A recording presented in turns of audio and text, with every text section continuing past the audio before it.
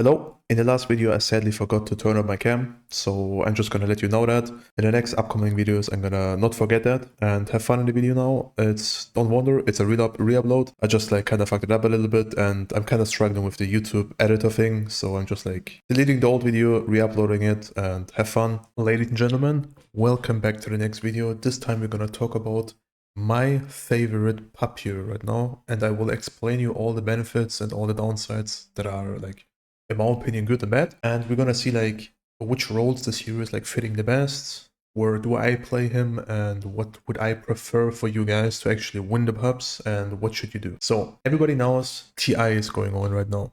So it's very important for most of the people, hopefully not you guys. I want to pick the meta. Whatever hero is in the meta I want to pick, and I need to pick, otherwise I feel bad.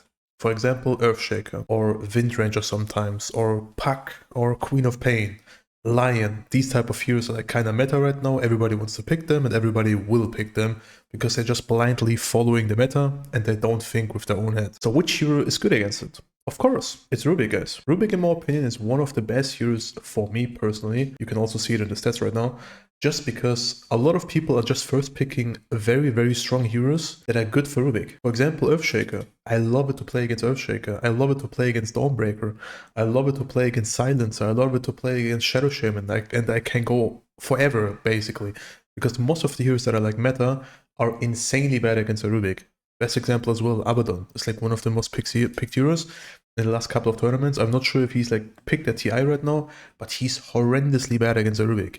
And we're gonna watch one mid lane game and one position 4 game, because in my opinion this hero is of course designed to play position 4, but if you want to spam it and sometimes you have to play middle, you can also go to the mid lane, as I do sometimes, as you can see here. For example, I was middle, it was kind of chill, everything was working out, but this hero is very, very risky when it comes down to middle, because you might actually fuck up some things and the game might be over. So let's just hop into the game. I'm gonna tell you what I'm thinking, what I'm doing in these games, and what is good in my opinion, and what is bad, of course. So let's just roll forward a little bit. With Rubick, you wanna play a very, very big ballsy forward. You basically just wanna try to fight every CS. You wanna try to harass your enemy.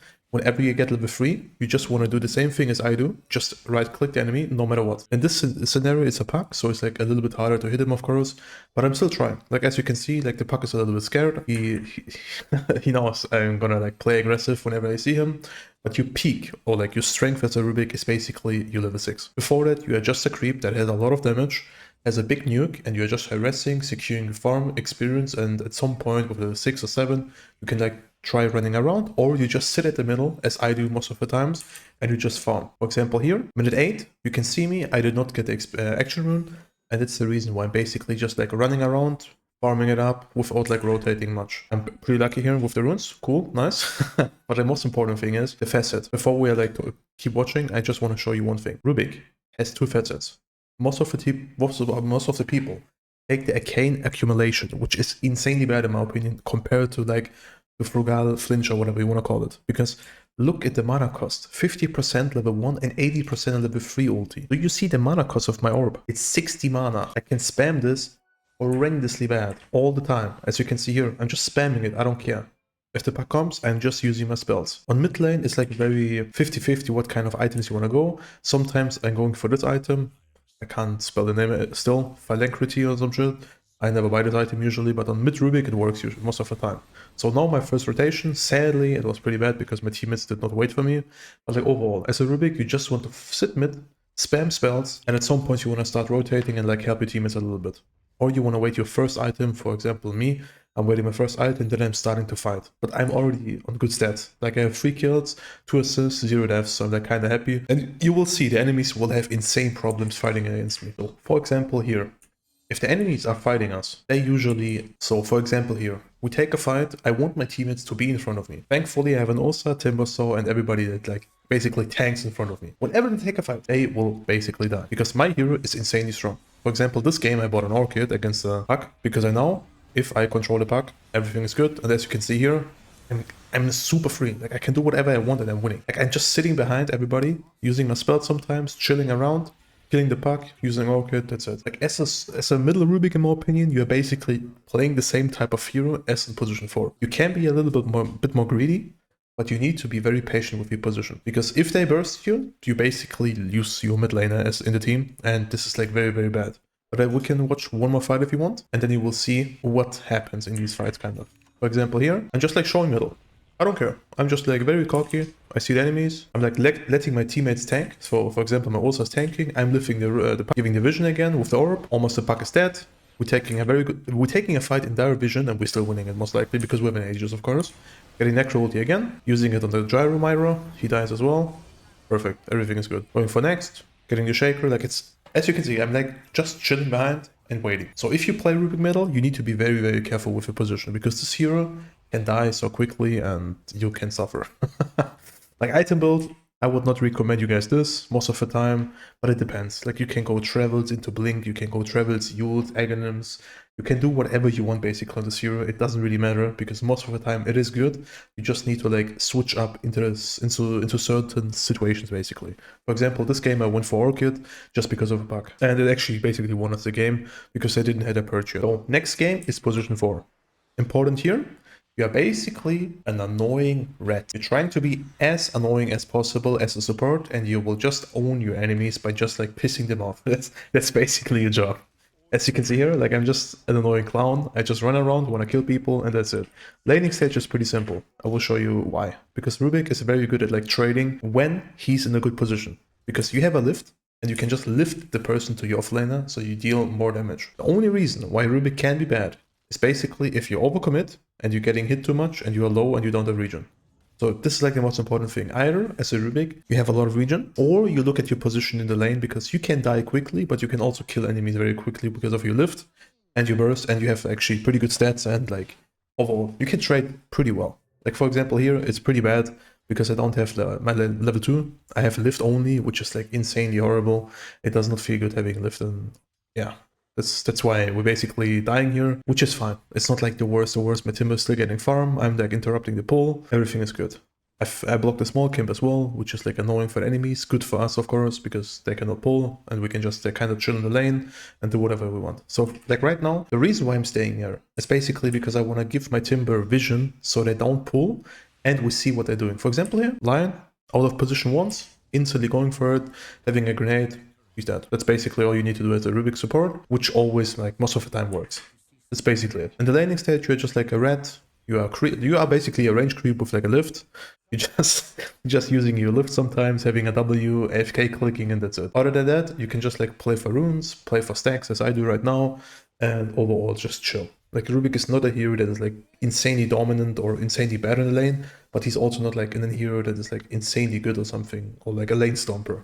Usually he's always fine, but he's not like completely dominating. That's why I usually like going for runes, going for like the stacks, and just like preparing my offlaner for a good game. For example here, I tell my Timber, yo, I go to stack, and he's actually going in. That's why he's basically dying, or like he's getting very low. Because in my opinion, I have a Sven, I have a Necro, and I have a Timber. And I want level 6 as fast as possible because enemies have insanely good spells to steal. And the best way to do this is basically stack. Stack Ancients, let the Timber or Sven kill it, or like even the Necro, and I will be level 6 in no time. For example here, I'm actually just killing the Lion because he's actually kind of cocky. Never mind, I'm dying, lol. I'm not dying, but you know what I mean. Sadly, my Timber died, but like overall. Like you will see later on in the game, for example here, we have the same situations. I'm an annoying rat. For example here, this is like a cool moment of the game. I know they are smoked, and I know that they want to kill us. For example here, I don't even have a blink or something, and I'm surviving this. As you can see here. I see Dash, they smoked, I hopped out, forcing out, and that's basically it. My teammates are TPing, even though I say, yo guys, don't TP, I'm fine, keep farming.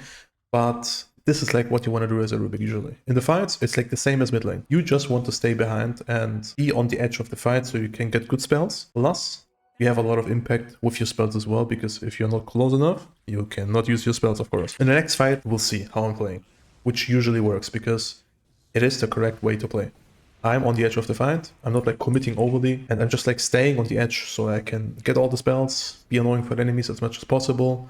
Now I'm just harassing the X out, so like I don't even care if he blinks out. I just don't want him to contest us at the rush. That's the reason why I'm doing this. So on team fights, or like overall pushing towers, you see my position. Like you guys see where the Dazzle is staying, for example here. You see the Dazzle on the right side, and you see me on the top corner on the right side as well. So that basically means my Dazzle It's basically in front of me. That's how you need to play sometimes as a Rubik, otherwise you will instantly die. One tiny, one X, anything kills you instantly. So you need to basically chill. And you can see the way I'm playing is giga defensive. I'm jumping in sometimes using the spells and then back to a giga defensive again. Like he's like an, what is it called? Like a Lesh. You use your spells, you get out of the fight, you wait until your spells are up again, and then you go in again. That's how Rubik is getting played. So using my spells, going back, but still on the edge of the fight, so I can still use my stuff, and I'm not like completely out of it. So I'm still here. If they go on him, I think they got him. Shit happens, it's close to the Ancient against the Tiny. But like here, back to defensive. I see my Sven jump in, I'm back to the fight. So I'm never like going giga ham because I know if I do this, I might die, and this is very bad. I blink in, I jump in, getting a double stun in, zack, killing one guy, going back a little bit and like not overcommitting. I'm just like clicking because I know the X, like I see the X basically, that's why I'm doing this, but like I'm never overly committing because it's very, very risky as a rule. So make sure if you play Rubick as a mid, as a support or whatever, be on the edges of the fight, so use your spells correctly, build the right items for any position basically, like blink, or stuff, Yules, Orchid, Power Threads. I mean, Power Threads is not that good, but like Arcane Boost, sometimes Travel, Aghanim's, like these type of items are insane on the zero. So make sure to always like get them, even as a support. Like as a support, it's more for like survivability. It's way better than like anything else. That's the reason why I basically have these items right now. So just make sure you always get them. Get your spells, steal them, and like run away whenever you see a fight where you can't win. That's basically it. That's like the magic about Rubick. And in my opinion, he's in a very good meta because all the heroes that are good are usually very bad against a Rubick because Rubick loves to play against spellcasters. And right now, in my opinion, a lot of people, and especially people at TI, the players, are picking spellcasting heroes, and Rubick loves this. He wants to play against these heroes and he will dominate this most of the time in pubs. Trust me. So yeah, I really hope these kind of tips will actually help you to understand the hero better, and maybe you're also gonna have a lot of success with Rubick, who knows? If you do, definitely let me know in the comments, and let's see what my win rate is in like 1 or 2 months, if Rubick is still played there, and if there's like no patch. Which I believe after TI there will be no patch for like 1 or 2 months, so it's very likely that you can abuse it for a longer time. So yeah, thanks for watching, ladies and gentlemen. We're gonna see us the next time in the video. Bye bye, peace, and cool day, or a good day, or whatever you want to say. Peace.